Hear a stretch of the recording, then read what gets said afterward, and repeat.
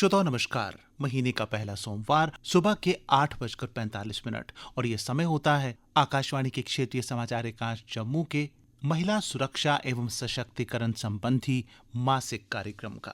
जी हाँ, इस कार्यक्रम में हम आपको महिला सुरक्षा से जुड़े कानूनों, प्रावधानों आदि के बारे में जानकारी देने के साथ साथ विभिन्न क्षेत्रों में नाम करने वाली महिलाओं से भी बातचीत करवाते हैं, आपकी मुलाकात करवाते हैं।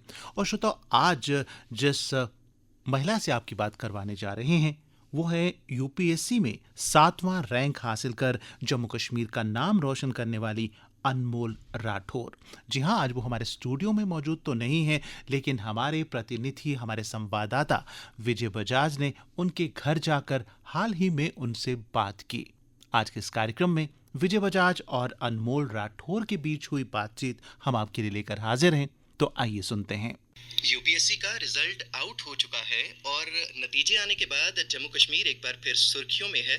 जम्मू कश्मीर का मान बढ़ाया है मूल रूप से भद्रवा की रहने वाली अनमोल राठौर ने। अभी हम अनमोल के घर में मौजूद हैं। अनमोल से जानते हैं कैसा रहा उनका ये सफ़र। अनमोल, सबसे पहले आपको बहुत बहुत मुबारकबाद है, आपने all India 7th rank attain किया है इसमें। अनमोल, आपसे जानना चाहेंगे घर में कैसा माहौल है, कैसा महसूस कर रही हैं 7th रैंक हासिल करने के बाद? सबसे पहले तो बहुत बहुत शुक्रिया इस इंटरव्यू के लिए और बधाइयों के लिए। मैं कहना चाहूँगी कि रिज़ल्ट जो था वो बहुत ज़्यादा अनएक्सपेक्टेड था। मुझे नहीं मालूम था कि इतना अच्छा रैंक आएगा। तो अभी काफ़ी खुशी हो रही है। मैं भगवान का शुक्रिया अदा करना चाहूँगी इस रिज़ल्ट के लिए और अपने पेरेंट्स और फैमिली का भी, जिन्होंने मुझे हमेशा सपोर्ट किया है अपनी एकेडमिक्स में और इस जर्नी में। साथ ही साथ मुझे लगता है उनके चेहरे पे खुशी देख के मुझे भी काफ़ी खुशी हो रही है और एक फाइनली रिलीफ है कि मैं इस एग्ज़ाम साइकिल से बाहर हो गई हूँ।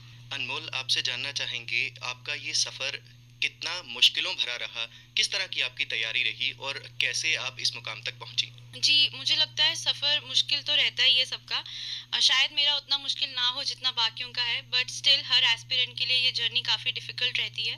ये मेरा थर्ड अटेम्प्ट था। 2021 में जब मैंने ग्रेजुएशन कंप्लीट की तो मैंने उसी के साथ प्रिपरेशन भी स्टार्ट कर दी थी। मुझे लगता है कि फर्स्ट 2 फेलियर्स के बाद थोड़ी सी हार्ट ब्रोकन तो मैं थी, बिकॉज़ मुझे लगा कि शायद ये एग्ज़ाम मुझसे नहीं क्लियर हो पाएगा। पर फिर कहते हैं ना कि फॉल 7 टाइम्स एंड राइज 8। तो हर फेलियर के बाद आपको फिर से उठना है और अपनी डिटर्मिनेशन के साथ इस एग्ज़ाम पे फोकस करना है। तो मैंने भी वही किया। काफ़ी ऐसे सिविल सर्वेंट्स हैं जिनसे इंस्पिरेशन ली है मैंने। आई थिंक इंडिया पे ही बहुत सारे ऐसे लोग हैं जिनसे हम इंस्पिरेशन लेते हैं। अगर हम जेएनके की बात करें तो सबसे पहले हमने सुना था कि किश्तवाड़ से सैरिश असगर मैम थे जिन्होंने यूपीएससी में सिलेक्शन पाई थी। तो उस टाइम पे पता चला था कि ओके, किश्तवाड़ से एक लड़की, इतनी मतलब रिमोट डिस्ट्रिक्ट है किश्तवाड़ हमारे जेएनके का, वहाँ से एक लड़की उठ के she is become an IAS officer. तो वो काफ़ी इंस्पिरेशन लगा था।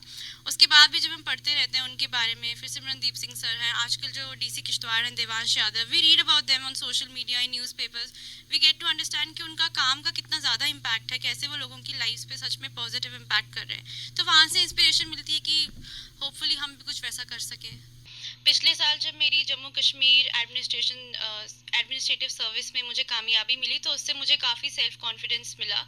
जो कॉन्फिडेंस बूस्ट होता है उससे मुझे लगा कि शायद मैं फिर से इस एग्ज़ाम को क्लियर कर सकती हूँ या फिर से मैं अच्छे से प्रिपेयर करूँ। तो मुझे लगता है कि वो लाखों अभ्यर्थी जो ये एग्ज़ाम देते हैं और इसके लिए बैठते हैं, उन सबको सबसे पहले तो सैल्यूट है, because this is a very difficult examination. तो इसके लिए वो इंटेंशन होना कि मुझे ये एग्ज़ाम क्लियर करना है और इस एग्ज़ाम के लिए पढ़ाई करना, वही एक बहुत बड़ी अचीवमेंट है। क्योंकि एग्जामिनेशन प्रोसेस इतना टफ है, ये आपको बहुत कुछ सिखाता है। तो मुझे लगता है हर वो एस्पिरेंट जो इसकी पढ़ाई कर रहा है और जो डिसेंटली एंड डेडिकेटेडली इसके लिए आवर्स डिवोट कर रहा है, हर वो एस्पिरेंट खुद में एक विनर है। बट मुझे लगता है कि मैं उनसे यही कहना चाहूँगी कि इस एग्ज़ाम के साथ और अपने साथ सिंसियर रहिए, ऑनेस्ट रहिए अपनी प्रिपरेशन के साथ। ये मत कहिए कि हम 8 से 10 या 11-12 घंटे पढ़ रहे हैं लेकिन आप पढ़ नहीं रहे हैं, आप सोशल मीडिया यूज़ कर रहे हैं या आप डिस्ट्रैक्टेड हैं। मेरा तो यही था कि I had cut out all social media, because मुझे पता था कि अब कहीं पे मैंने कोई ऐसी चीज़ देख ली जो मुझे पसंद नहीं आई या कोई ऐसा कमेंट पढ़ लिया तो हो सकता है कि मैं अपनी पढ़ाई पे फोकस ना कर सकूं, because then I would just keep thinking about that particular post और कमेंट। एंड आई थिंक कोई भी एस्पिरेंट के लिए बेस्ट यही रहेगा कि अगर आप बैलेंस नहीं कर पा रहे हैं सोशल मीडिया और स्टडीज़ तो प्लीज़ लीव इट आउट। कोई वैसा वहाँ पे नहीं है खजाना जो आपका मिस हो जाएगा। सो आप कट आउट कर सकते हैं सोशल मीडिया को, अगर आप बैलेंस कर सकते हैं that is also good. Because आजकल हो रहा ये है कि वो डिस्ट्रैक्शन ज़्यादा कर रहा है, आपको वो डोपामीन मिलता है, आपको लगता है नहीं ये मैं नोटिफिकेशन चेक कर लूँ, ये कर लूँ, वो मत करिए। अपनी स्टडीज़ पे फोकस कीजिए। और सोशल मीडिया का एक और मैं कहूँगी ड्रॉबैक ये रहेगा कि आजकल because it's so prevalent everywhere, कहीं से कोई भी कमेंट, कोई भी पोस्ट, कहीं कोई भी लड़ाई हो सकती है सोशल मीडिया पे और आपका पूरा फोकस हट जाएगा। You will keep thinking about that और अपने आप को वहाँ से इम्यून रखना बहुत मुश्किल है। तो जब तक आप अपनी स्टडी फेज में हैं, keep focusing on your studies and you can join social media later also. जितने घंटे आप ऑप्टिमली दे सकते हैं पढ़ाई को उतने दीजिए, बट जितने घंटे आप पढ़ने के लिए बैठ रहे हैं उसमें सिर्फ पढ़ाई करिए, डोंट बी डिस्ट्रैक्टेड। और बात यह है कि इस एग्ज़ाम में बहुत सारे लोगों को फेलियर्स को फेस करना पड़ता है, बहुत सारे सक्सेसफुल कैंडिडेट्स ने भी प्रीवियस अटेम्प्ट्स में फेलियर्स फेस किए होते हैं। तो प्लीज़ उनसे आप घबराइए मत, फेलियर्स के बाद फिर से आप रीस्टार्ट करिए, फिर से अपनी प्रिपरेशन को रीस्टार्ट कीजिए और गिव योर 100%। एंड लास्टली मैं कहूँगी कि जो बेसिक रूल्स हैं प्रिपरेशन के कि revise, test and repeat, just do those. बहुत ज़्यादा मटेरियल मत कलेक्ट कीजिए, जो स्टैंडर्ड सोर्सेज हैं उन्हीं को रेफ़र कीजिए और just be honest with your preparation. Current affairs का बहुत इंपॉर्टेंट रोल है, they form a very pivotal part of our syllabus in UPSC. तो मैंने भी करंट अफेयर्स को काफ़ी रेफ़र किया। न्यूज़पेपर ड्यूरिंग प्रिपरेशन में उतना रेफ़र नहीं कर पाती थी, but I use to make sure कि I was abreast of the current happenings. तो कभी सनसद टीवी देख लिया, कभी डीडी न्यूज़ देख लिया, कभी कोई और न्यूज़ चैनल देख लिया। सोशल मीडिया जैसे ट्विटर पे हम पढ़ते हैं मिनिस्ट्रीज़ की वेबसाइट्स पे या क्या हो रहा है, तो वहाँ से काफ़ी हेल्प मिली। बिकॉज आई थिंक यूपीएससी में तो हेल्प मिलती है क्योंकि आपके क्वेश्चन सॉल्व हो जाते हैं, बट आई थिंक जनरली भी आपका कॉन्फिडेंस काफ़ी बूस्ट होता है बिकॉज आपको पता है कि आपके आसपास क्या हो रहा है, and that is very important for anybody. Anmol, top 10 में आप आई हैं। आपसे उस पल के बारे में जानना चाहेंगे जब आपको आपके रिजल्ट के बारे में पता चला। किस तरह से पता चला, घर वालों को किस तरह से इन्फॉर्म किया और घर में अचानक से कैसा माहौल बना? जी, मुझे ये तो मालूम था कि आज रिज़ल्ट आने वाला है क्योंकि ऐसा मतलब था कि आज रिज़ल्ट आएगा। एंड तो मैं वेट कर रही थी, बहुत ज़्यादा एंग्शियस भी थी कि अगर नहीं हुआ तो फिर से प्री के लिए प्रिपेयर करना है। तो जब मैंने पीडीएफ खोला तो I was not expecting my name, तो मैंने सीधा स्क्रॉल किया, मतलब सीधा नीचे 15-16 पेज पे कि वहाँ पे देखते हैं, वहाँ से स्टार्ट करते हैं। हिम्मत नहीं थी कि मैं कंट्रोल एफ करके नाम सर्च करूँ क्योंकि अगर नहीं होता तो मुझे पता है बहुत बुरा लगता। बट देन मैंने देखा कि मेरे फ़ोन पे एक नोटिफिकेशन आया, कॉन्ग्रेचुलेशंस अनमोल। ये मैं पहले भी बहुत बार बता चुकी हूँ। तो मुझे लगा कि नहीं, शायद मेरा नाम लिस्ट में है। तो मैंने फिर फ़ोन साइड पे रखा और मैंने अपना नाम सर्च किया एंड वेरी अनएक्सपेक्टेडली, सरप्राइजिंगली मेरा नाम फर्स्ट पेज पे ही मुझे मिला। तो कुछ सेकंड्स के लिए तो मुझे लगता है मैं शॉक में चली गई, मुझे बिलीव ही नहीं हुआ। मैंने अपना रोल नंबर चेक किया क्योंकि नहीं हो रहा था यकीन कि ये मैं ही हूँ। और फिर मैंने, मेरे पेरेंट्स नहीं थे मेरे साथ, तो मैंने उन्हें वीडियो कॉल करके बताया। उन्हें भी यकीन नहीं हुआ, उन्हें लगा कि मैं मजाक कर रही हूँ। But then after some time they all believed and then खुशी थी, पर थोड़ा सा वो भी, इट फेल्ट वेरी सरियल कि ये मेरा ही नाम है। और क्योंकि जो सपना आप इतने सालों से देख रहे हैं वो अचानक से पूरा हो जाता है और वो जो मोमेंट है उसको आप डिस्क्राइब नहीं कर सकते वर्ड्स में। तो मेरा भी वही है, मैं अभी तक यकीन नहीं कर पा रही हूँ। All of this feels very surreal, so yes. Anmol, आपसे आपकी तैयारी के बारे में जानना चाहेंगे। किन किन सब्जेक्ट्स पे आपने फोकस रखा, किस किस तरह से आप डेडिकेटेड रहीं इस एग्ज़ाम के लिए? तैयारी ऑब्वियसली मैंने बैलेंस किया अपने जीएस के सब्जेक्ट्स को ऑप्शनल के साथ, क्योंकि मैं दिन के अराउंड 8 घंटे पढ़ती थी जब मैं फुल टाइम प्रिपरेशन कर रही थी। उसमें मेरा ये फोकस होता था कि मैं अपना जो ऑप्शनल है लॉ उसको जीएस के साथ बैलेंस करूं। एंड प्रिपरेशन मेरी यही रही है कि मैंने मोस्टली मेरी प्रिपरेशन मेंस ओरिएंटेड थी। मैं अपनी आंसर राइटिंग वगैरह पे ज़्यादा फोकस कर रही थी बिकॉज मेंस के मार्क्स बहुत ज़्यादा मैटर करते हैं रैंक में भी और रिजल्ट में भी। तो फोकस मेरा मोस्टली आंसर राइटिंग पे ही था। और पीवाईक्यूज़ मैंने बहुत अच्छे से रेफ़र किए प्रीलिम्स के लिए भी और मेंस के लिए भी, क्योंकि पीवाईक्यूज़ और जो सिलेबस है वो आपको एक डायरेक्शन देते हैं और आपको बताते हैं कि आपने क्या पढ़ना है, कितना पढ़ना है। तो आई थिंक उनसे मुझे काफ़ी हेल्प मिली। आजकल तो एस्पिरेंट्स के लिए इतनी सहूलियत हो गई है कि topic wise, syllabus wise PYQs जो हैं वो कंपाइलेशंस आती हैं, तो उनको रेफ़र कीजिए ताकि आपकी प्रिपरेशन हेवायर ना हो।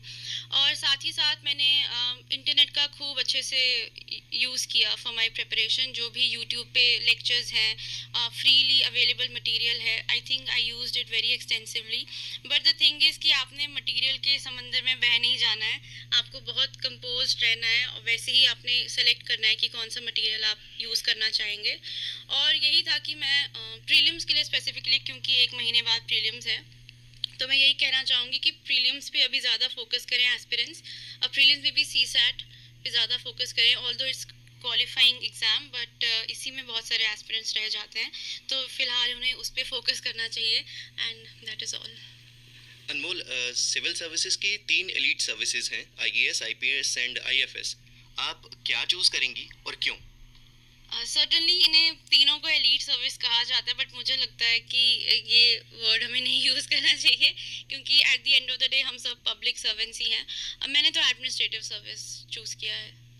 क्या ऐसा चुनने की कोई खास वजह? खास वजह यही है कि मुझे लगता है एडमिनिस्ट्रेटिव सर्विस से पूरा जो हमारी सिटीजन्स हैं कंट्री के, they are all very familiar with it.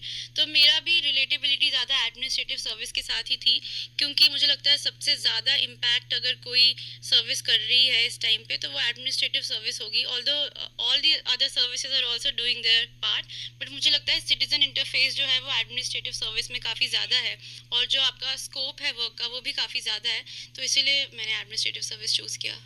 Anmol, very soon you will be deputed as an IAS officer. तो समाज में किस फील्ड को लेकर ज़्यादा काम करेंगी, क्या तब्दीली लाना चाहेंगी? मुझे लगता है एक आईएएस ऑफिसर जो होता है वो नोइंगली अनोइंगली बहुत डिफरेंट तरीके से, सिर्फ अपने कार्य से ही नहीं, सिर्फ अपने काम से ही नहीं, और भी बहुत तरीके से सोसाइटी को इन्फ्लुएंस करता है, क्योंकि मैंने देखा है, मैं वैसे इन्फ्लुएंस हुई हूँ। तो अगर मैं अपने काम की बात करूँ, मुझे लगता है जो प्रायोरिटी एरियाज़ हैं हमारी कंट्री के, बीट एजुकेशन, हेल्थ केयर, इन सब में मैं फोकस करूँगी, but all of that comes after I am posted somewhere. उसके बाद only I get to know कि क्या इंट्रिकेसीज एंड जॉब की कैसे करना है। तो कि अगर मैं अपनी यूटी में कहीं पोस्टेड रहूँ, आई थिंक पूरी यूटी मेरा घर है, तो कहीं पे भी मुझे अगर पोस्टिंग मिलती है, I will try to do my 100%। I think because I belong to Bhadarwah and I have also done my primary schooling from Kishtwar, तो थोड़ी फेमिलियरिटी है उस जगह से, तो हो सकता है मैं वहाँ की प्रॉब्लम्स बेटर अंडरस्टैंड कर सकूँ। तो अगर फर्स्ट पोस्टिंग वहाँ मिले, इट माइट बी पॉसिबल कि मैं बेटर सर्व कर सकूँ, but I think if I am posted anywhere I will be happy. But उसके अलावा मुझे लगता है, क्योंकि एक पब्लिक सर्वेंट होते हुए आप पब्लिक स्क्रूटिनी में होते हैं, आप 24/7 लोगों की नज़र में होते हैं, तो आपको अपनी पर्सनालिटी से भी लोगों को इन्फ्लुएंस करना है। तो मुझे लगता है एक सिविल सर्वेंट का वो बहुत इंपॉर्टेंट रोल है कि आप वैसे रहें कि लोग आपके जैसा बनना चाहें या आपके काम से इम्प्रेस हों, और आपसे इंस्पायर हों, रादर देन सेइंग कि ये सिविल सर्वेंट तो बन गए मगर हम इनसे इंस्पायर नहीं हो पा रहे। सो आई थिंक 24/7 आपकी पर्सनालिटी वैसी होनी चाहिए, आपका काम वैसा होना चाहिए कि लोग उसे देख कर इंस्पायर हो, रादर देन क्रिटिसाइज करें। चलिए अनमोल, बहुत बहुत शुक्रिया, धन्यवाद, और हम आपके उज्जवल भविष्य की कामना करते हैं। तो श्रोता, आकाशवाणी के क्षेत्रीय समाचार एकांश जम्मू के महिला सुरक्षा एवं सशक्तिकरण संबंधी मासिक कार्यक्रम के तहत आज हमने आपको बातचीत सुनवाई यूपीएससी में 7वां रैंक हासिल कर जम्मू कश्मीर का नाम रोशन करने वाली अनमोल राठौर से। इनसे बात की हमारे साथी विजय बजाज ने। तो आज के इस कार्यक्रम में इतना ही। जगमोहन को इजाजत दीजिए। नमस्कार।